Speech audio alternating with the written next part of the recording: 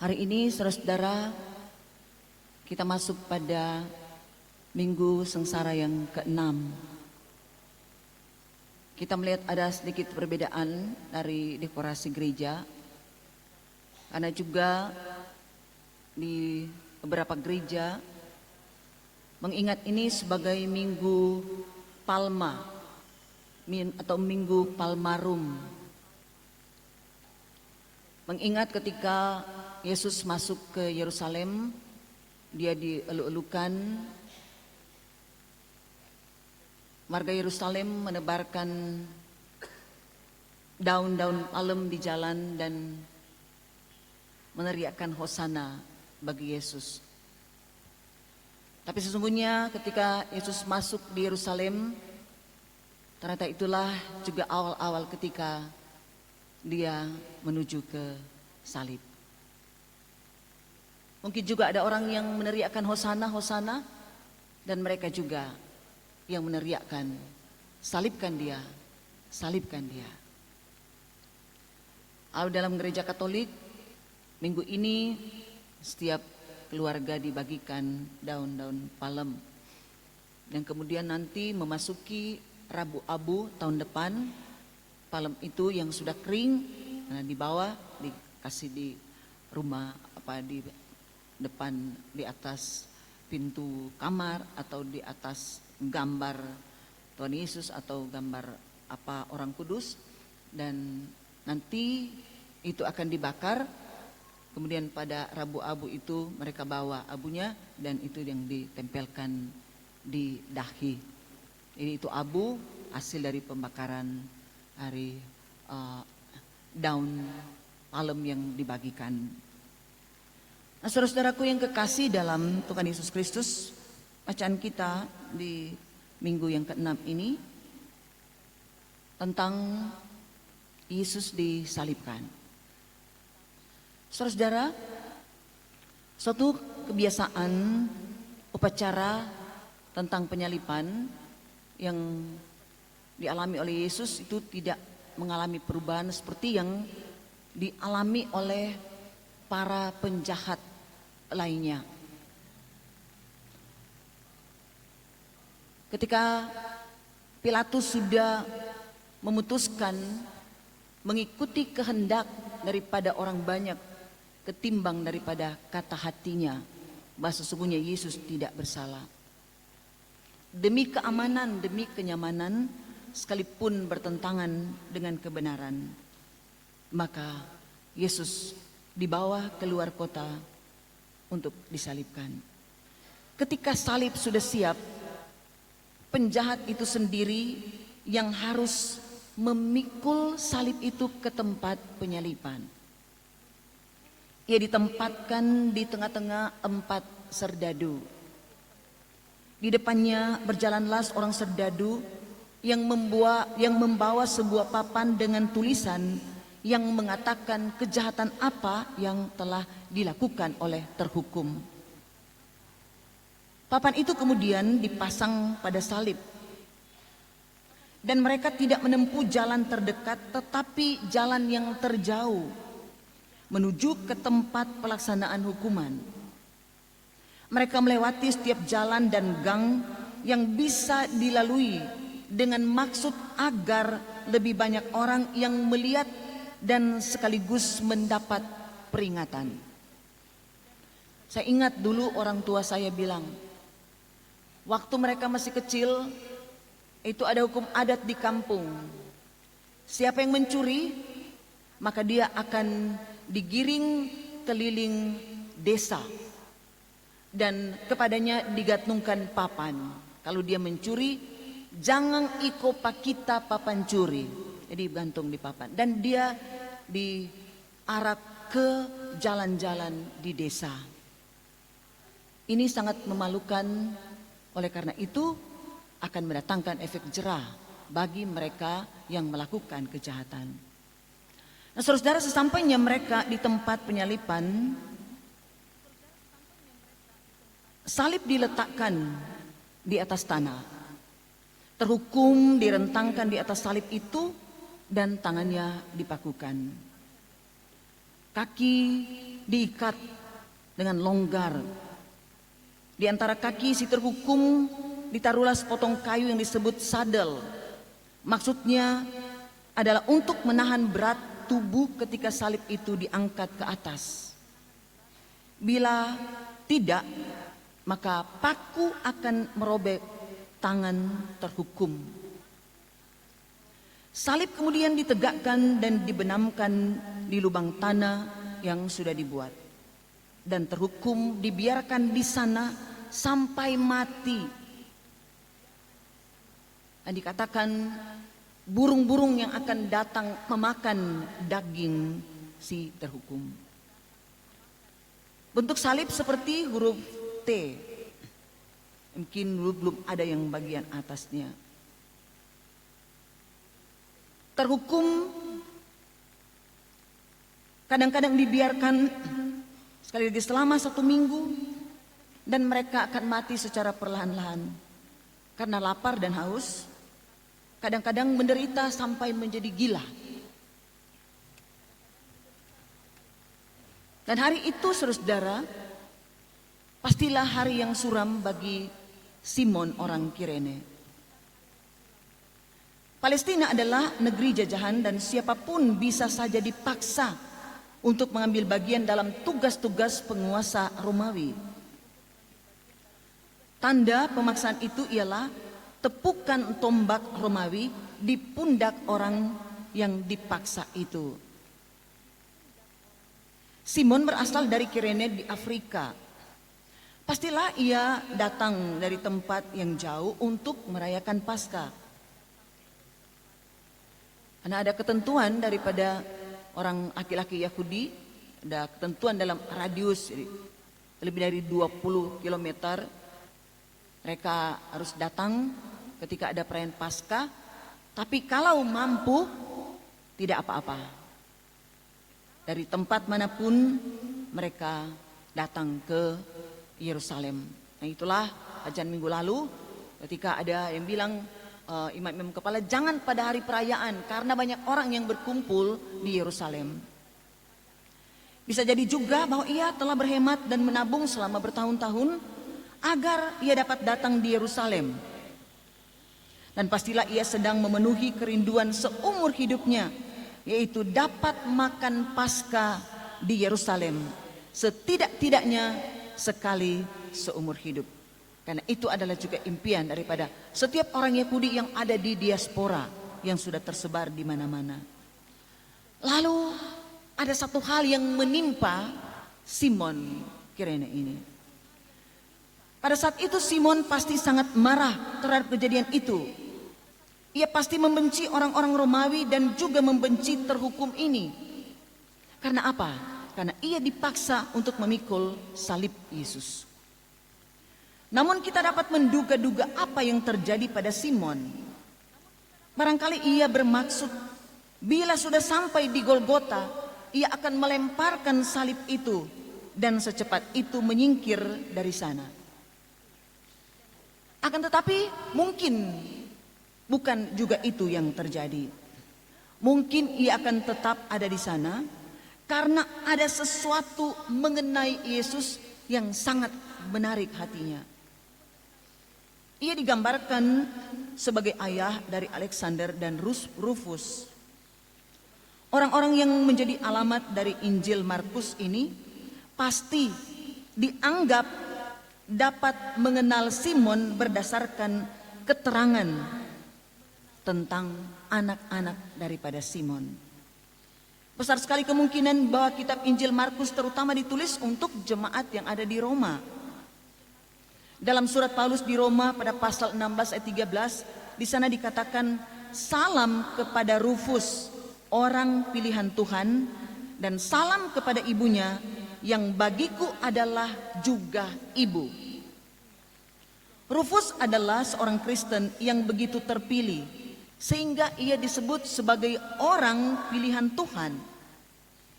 Ibu Rufus begitu dekat dengan Paulus sehingga ia menyebutnya ibunya sendiri. Sesuatu pasti telah terjadi pada Simon di Golgota pada hari penyaliban Yesus.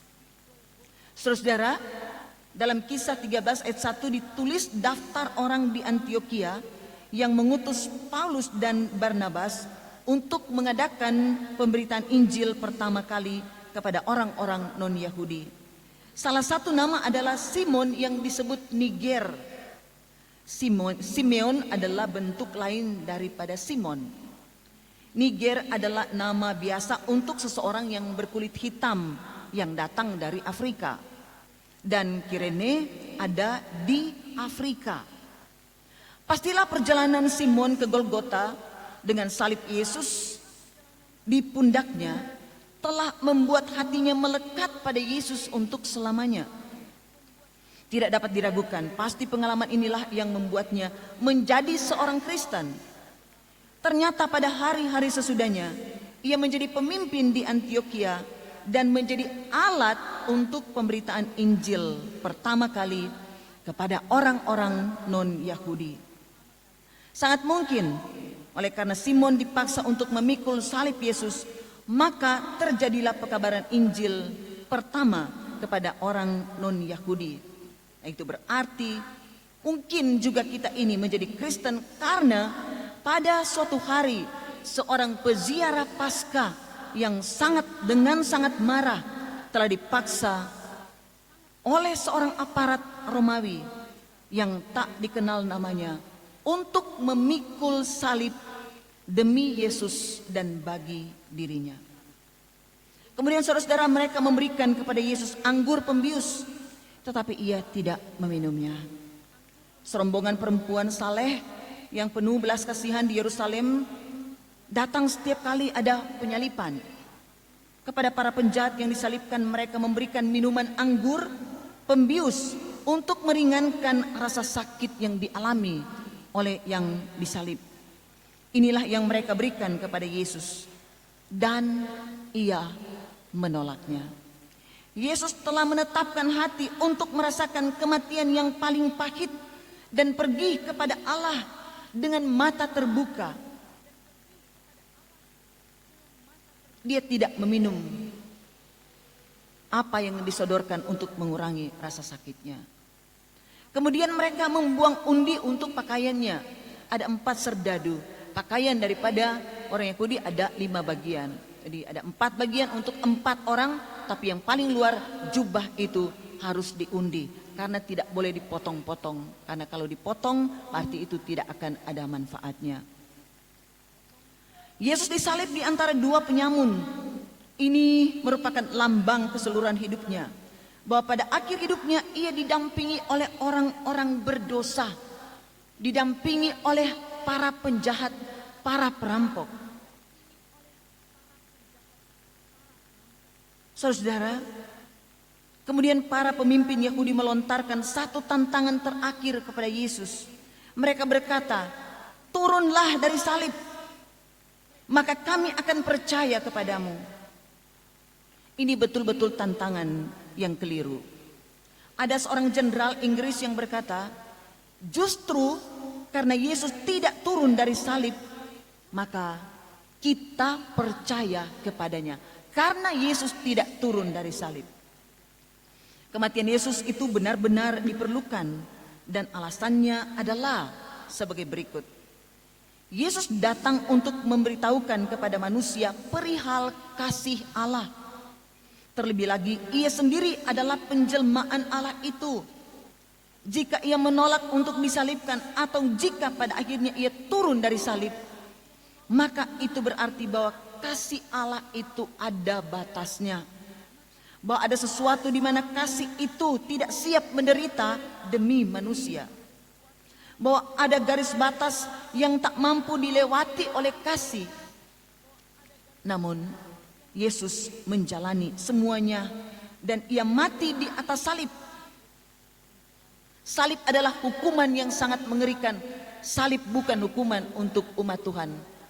Hukuman untuk orang bukan umat Tuhan. Itu berarti bahwa kasih Allah itu sama sekali tidak ada batasnya. Itulah solidaritas sejati dalam kehambaan Yesus yang menderita.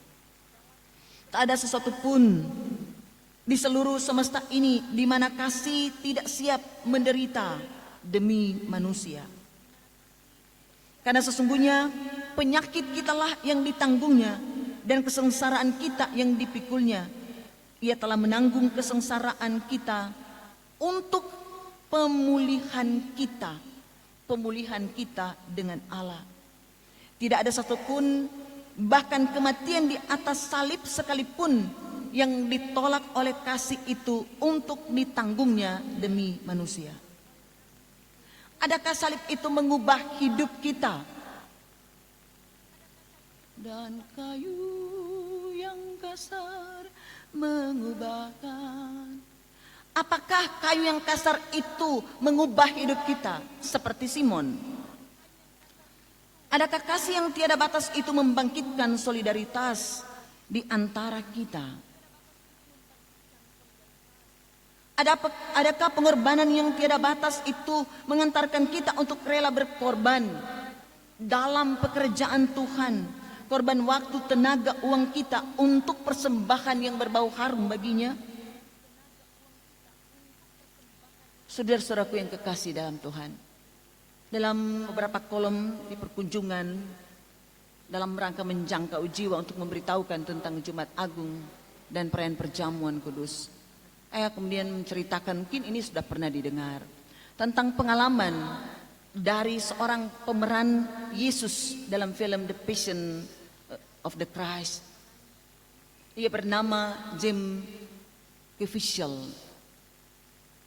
Ketika dia ditawarkan untuk main film Yesus oleh sutradara Mel Gibson, dia kemudian merenungkan tentang tawaran itu. Karena bagi seseorang yang telah memerankan tokoh Yesus, karirnya di dunia perfilman pasti sudah berakhir. Oleh karena itu dia kemudian datang kepada Mel Gibson. Dia bilang, "Mel, apakah karena nama saya Jim Caviezel yang sama inisial dengan Jesus Christ, kemudian saya dipilih untuk memerankan tokoh Yesus? Atau karena mungkin pada waktu pembuatan film itu dia berusia 33 tahun. Karena saya berusia 33 tahun dan engkau memilih saya." Mel terkejut, terhentak. Dia tidak memikirkan sampai sejauh itu. James kemudian bergumul, mau menerima film ini atau tidak. Karena sesungguhnya ini adalah sebuah tantangan antara memerankan tokoh Yesus atau hidupnya, masa depannya itu akan hancur. Tetapi dia kemudian mengiyakan untuk menjadi tokoh Yesus dalam film The Passion of the Christ. Tantangan yang harus dialami adalah ketika setiap hari dia harus berdiri 8 jam untuk di make up, menjadi seperti yang Yesus alami dengan berlumuran darah dari wajah, rambutnya, dan pokoknya semua badan. Dia harus diam, tidak bergerak. Saya terlibat dalam pelayanan, yang pemimpin tentu yang banyak kali berdiri dalam pelayanan. Memang sangat, ya karena berdiri kan, ada berapa jam, tetapi mungkin tidak sebanding juga dengan apa yang dialami oleh James ini. Dia melakoni apa yang dipercayakan kepadanya, tetapi dalam melakoni peran ini dia disertai dengan doa dan doa, karena ternyata tidak mudah. Dia harus memikul salib yang ternyata salib itu lebih berat daripada yang dia bayangkan. Ketika salib Yesus diletakkan di pundaknya, dia kemudian menjerit. Dia menangis karena ternyata dia tidak mampu untuk memikulnya. Ketika dipaksakan maka bahunya copot, berarti dia patah tulang. Dia harus dirawat, dia harus dipulihkan. Kemudian datang sutradara, "James, apakah engkau sanggup untuk melanjutkan syuting ini? Terserah padamu, kalau ternyata ini merugikan kamu, maka film ini akan dihentikan. Dan James bilang, kalau Yesus sanggup untuk memikul salib itu, maka saya akan berdoa kepadanya supaya beri saya kekuatan untuk memikul sekalipun hanya sebagian saja. Maka salib itu pun dirubah menjadi lebih kecil supaya sanggup untuk dipikul oleh James. Dia kemudian merenungkan betapa menderitanya Yesus. Oleh karena itu, karena Yesus kelelahan, itu diserahkan kepada Simon. Jangan-jangan Yesus sebelum sampai di Golgota, kekhawatiran daripada para serdadu, jangan Yesus meninggal sebelum waktunya. Kemudian datang adegan ketika Yesus didera, dicambuk. Orang semua tahu, setiap kali ada Jumat Agung diberitahukan bahwa cambuk yang dipukulkan kepada Yesus, dia banyak cabang ya, bukan cuma 2 sampai 5-7 cabang, dan ujungnya itu berduri sama dengan biji kadondong, tapi dia dibuat dari barang yang tajam. Cambuk itu didaratkan ke tubuh Yesus. Yesus pedaging tak cubi-cubi. Ada ratusan luka di tubuh Yesus. Saya juga ketika membaca-baca tentang referensi di penderaan ini, saya membayangkan ternyata ketika pendeta bilang roti yang dipecah-pecahkan ini adalah persekutuan dengan tubuh Kristus. Itulah juga tubuh Yesus dipecah-pecahkan, dirusak ya? Karena ini cambuk ini gale-gale. Tetapi ketika James memerankan itu, tubuhnya itu dilapisi dengan papan setebal 3 cm, saudara-saudara. Tetapi ada satu waktu ketika yang memerankan tokoh serdadu Romawi yang mencambuk James, dia salah sasaran. Dia kena di bagian yang tidak dilapisi. James kemudian dia merintih kesakitan, dia berguling-guling. Dia menangis, dia meronta, dan dia mencaci maki orang yang mencambuknya. Syuting dihentikan. Dia kemudian bergumul, Tuhan, betapa engkau mengalami penderitaan ini dan engkau mampu untuk menjalaninya. Bahwa Yesus mengalami kesengsaraan, sengsara yang memang sengsara. Kalau orang bilang syukur katuk karena mati sanang, tapi Yesus tidak mati sanang. Dia mati dalam penderitaannya sebagai manusia. Ketika dia sembuh, maka kemudian dia harus beradegan, dia ada di salib. Saudara-saudara, tempat syuting di Italia yang ternyata pada waktu itu musim dingin, dia harus sendiri ada di atas salib dalam keadaan telanjang. Orang pakai mantel, dia telanjang. Kan tidak mungkin Yesus disalib kok pakai mantel. Dia kemudian merasakan dinginnya seperti jutaan pisau yang menembus tubuhnya. Sehingga dia mengalami hipotermia. Tubuhnya menjadi kaku dan syuting pun dihentikan. Setelah dia sadar, dia bilang, Tuhan, beri saya kekuatan. Jika ini film ini harus jadi, beri saya kekuatan. Tetapi memang iblis tidak menginginkan film ini selesai. Karena sesungguhnya film ini kontroversi, memang. Karena kalau orang cuma baca di Injil, Yesus didera, orang tidak tahu tuh penderitaan itu bagaimana. Tetapi ketika divisualisasikan, sungguh-sungguh menguras air mata kita. Sedangkan orang-orang pemain sinetron, kalau membuli tokoh yang orang sayang, kalau orang baku dapat di jalan, orang mau tumbuh. Songana tuh udah bikin menderita. Pak Andin misalnya, rasa-rasa tolong mau tembak. Jadi itulah kemudian yang bilang ini film kontroversi karena menyentuh perasaan orang Yahudi. Karena penyebab Yesus disalib adalah karena orang-orang penting ya mahkamah agama Yahudi. Nah saudara, satu lagi, dan ini dianggap sesuatu yang sangat berarti bagi James ketika kembali syuting dan dia berada di salib. pada Injil dikatakan pada pukul 12 kegelapan menutupi Yerusalem sampai pada pukul 3. Jadi Tuhan Yesus itu disalib mulai jam 9, kegelapan jam 12, Yesus mati jam 3, ada 6 jam. Terjadi seperti itu di tempat syuting. Ada badai datang, seperti kabut. Jim berada di atas salib. Kejadian seperti Jumat Agung pertama itu, dan Jim khawatir jangan-jangan dia disambar petir karena ada petir datang. Belum selesai dia memikirkan itu, kemudian dia merasakan sakit yang teramat sangat. Bahwa sesungguhnya dia sudah disambar petir. Dia kemudian diturunkan. Semua memanggil-manggil dia. Akhirnya dia tersadar. Orang mengatakan, dia sadar, dia hidup. Dia melihat semua orang mengelilingi dia. Tapi apa yang terjadi? Tubuhnya itu hangus dan rambutnya menjadi seperti daun king. Tetapi dia bilang, puji Tuhan, kalau orang sudah mendapatkan tekanan, ini orang strom berapa DP kekuatan, tak mati. Tapi dia tidak mati, saudara-saudara.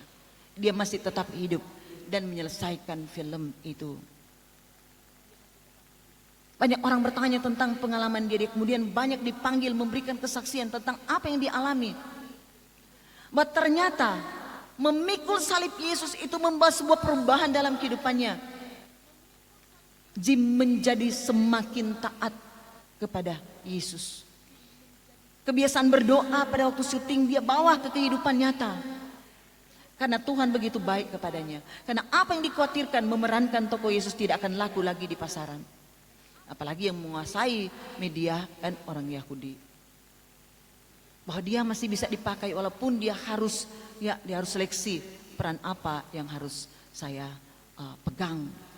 Dan mungkin juga orang ada ambil peran Tuhan Yesus kemudian berperan antagonis, dia akan bertentangan dengan apa yang diperankan sebelumnya. Dia juga menjadi orang yang selektif kalau ada adegan-adegan yang tidak sesuai dengan moral kekristenan, dia akan menolaknya. Jadi ada sesuatu yang berubah dari dirinya, seperti Simon yang memikul salib Yesus.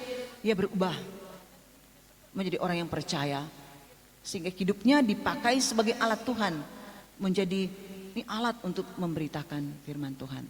Adakah ketika kita belajar, ketika kita kemudian menghayati kesengsaraan Kristus, adakah itu membawa perubahan dalam kehidupan saya dan saudara-saudara?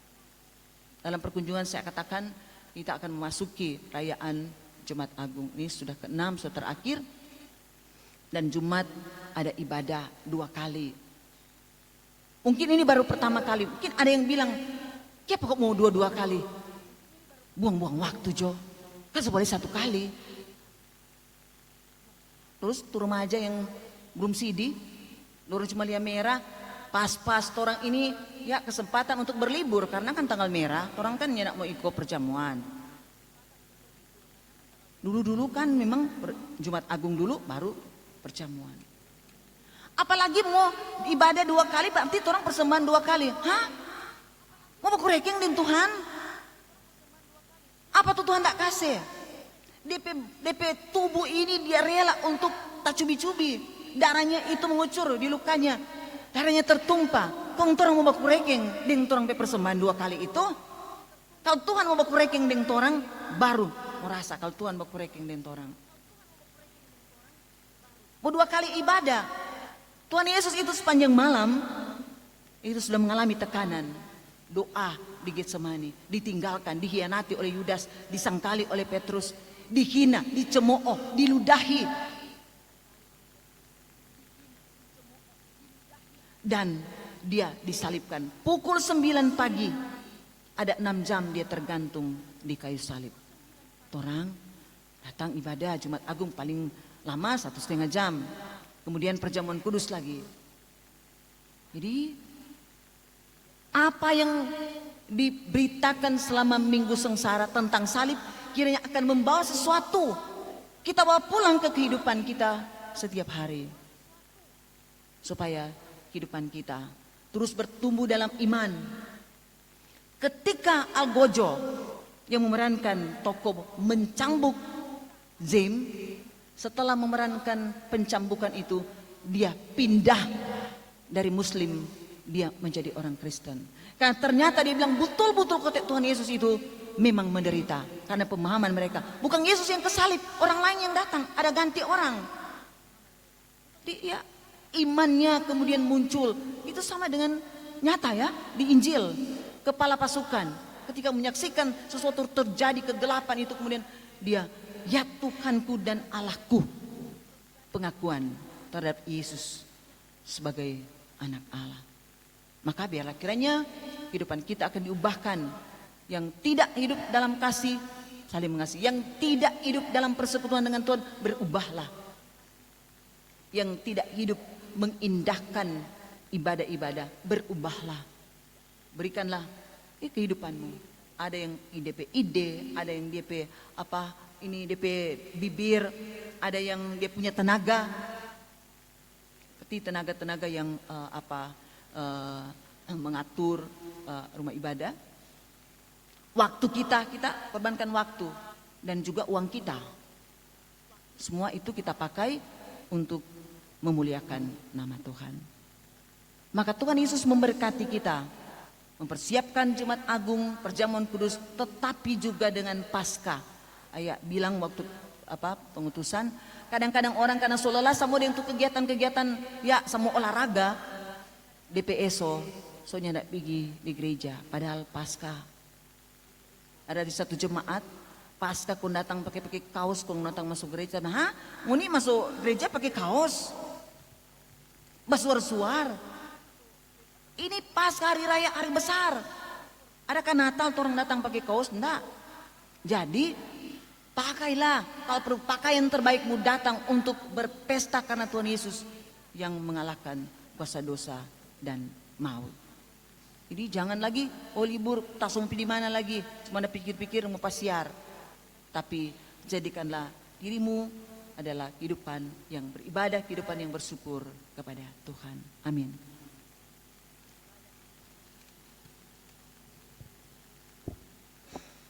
Puji-pujian setelah khotbah.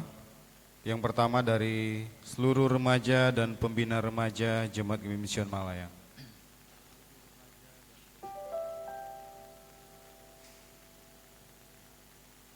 Kami mengundang seluruh remaja dan pembina remaja yang